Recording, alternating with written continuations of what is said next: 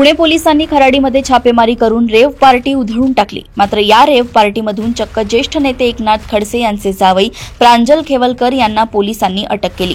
मागील काही दिवसांपासून खडसे हे मंत्री गिरीश महाजन यांच्यावर जोरदार टीका करताना दिसतायत आणि त्यामध्ये त्यांच्या जावयावर अशा प्रकारची कारवाई झाल्याने विविध चर्चा रंगताना दिसतायत। फक्त चर्चाच नाही तर अनेकांनी थेट संशय देखील व्यक्त केला।